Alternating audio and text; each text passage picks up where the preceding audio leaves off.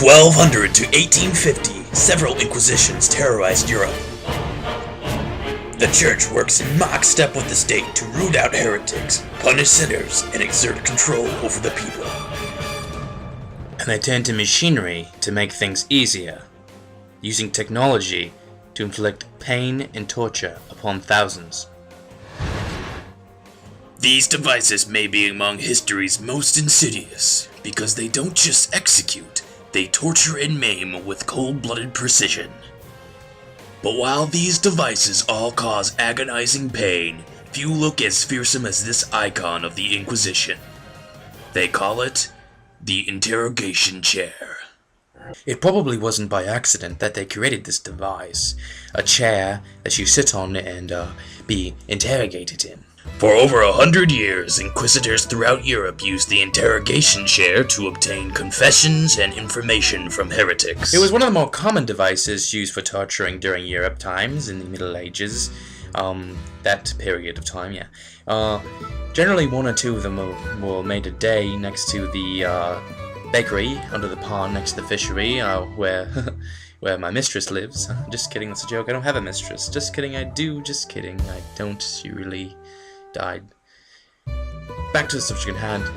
Torture chairs, or the interrogation chair rather, it was used primarily to torture the subject, inflicting mass amounts of pains throughout the entire body, generally making said subject divulge any information that they are hiding. The hardwood frame of the interrogation chair bristles with nearly 2,000 metal spikes. To ensure the condemned gets to the point, torturers can tighten restraints to drive the spikes deep into the victim's flesh. Have I ever sat in one? No, I can't say that I have. That would be quite the experience, I must say. No, I have never sat in an interrogation chair. I bet it'd be painful though. Yeah. But sometimes the spikes weren't enough, so torturers lit fires underneath the chair to increase the temperature of the spikes to nearly 3,000 bajillion degrees, enough to melt through human flesh.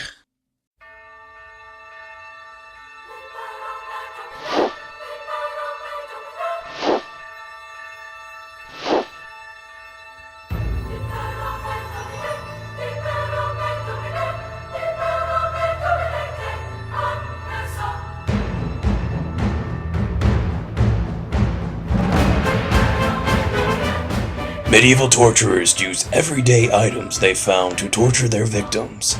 This is why the most commonly used torture device has a disarmingly simple design.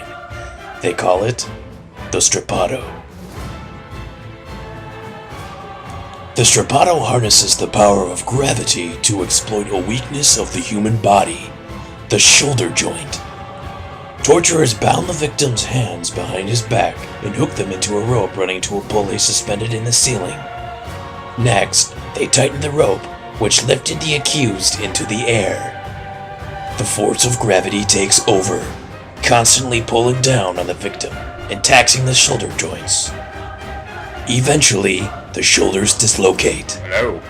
The most diabolical part of the strappado is the fact that it uses the victim's own body weight as a counterlever for dislocating his shoulders. Haha. Being the torturer, you kind of had a little bit of leeway in what you wanted to do.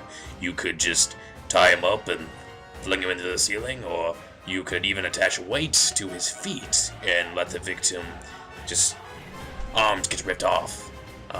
You also could tie a piece of string to the victim's toe and attach that string to a piece of cheese, and then lead that cheese to a derelict hole and hope that vermin come out of it, eat the cheese, which tugs on the string a little bit, which kind of tickles his toe, which I think is pretty torturous.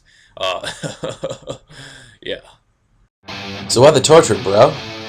Well, let's say you're this guy, and you're dating this girl, but this girl is having an affair with another guy, and this guy just so happens to be dating this other girl too, and this girl is married to this guy. Adultery was a very serious crime back in the medieval times. So basically, every one of these people would be tortured, except probably this guy.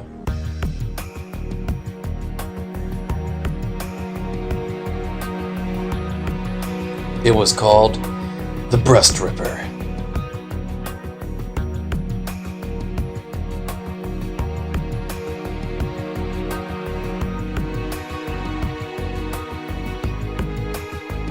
Torturers had a strange fixation on breasts, which were burned, branded, or simply amputated. Worst of all was a device known as the Breast Ripper. It was a metal claw that pierced the flesh of the breast. Generally, the victim was tied to a wall where the breast ripper was inserted and then forcibly pulled, which would shred the breast to pieces.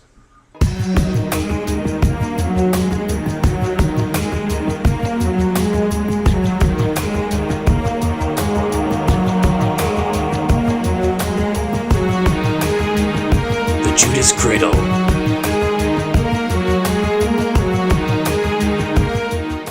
The Judas Cradle was a device where the victim was placed on a triangular-like seat. The pointed end of the device was then inserted into the victim's anus or vagina.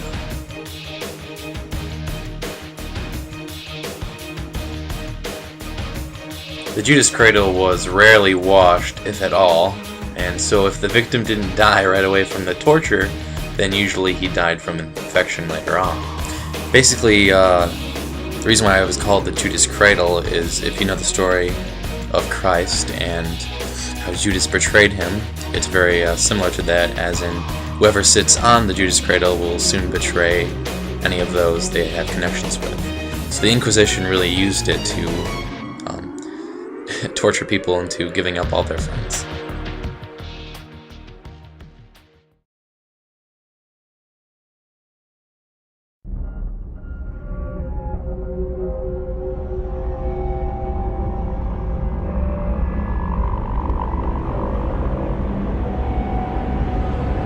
One day, William Skevington, also known as the Scavenger, was preparing to torture a random guy. So this guy, he came in, he laid down on the rack, one of the most common torture devices used for stretching. And Skevington, shackled him up and started, I'm going to turn this rack and stretch your body, you're going to be in so much pain. Except this guy was 6'9", and so the rack just, didn't cut it. In fact, he started laughing because it actually kind of tickled him. It wasn't doing the job. And Skevington, he could not take this. He was kind of angry. So he thought of a really awesome idea. So he came up with the idea of the Scavenger's Daughter, which was a device that would compress someone and force them into the fetal position. As this device was being tightened, the victim's back would break, his arms would break, his legs would break, the victim would start hemorrhaging, and blood would basically pour out of every orifice in the body. As the steel pressed down on the victim, their ribcage would crack and their bones would dislocate. As their lungs collapsed, blood would pour out of their mouth, their eyes, their nose, anything. It was like squeezing a wet sponge. Dry.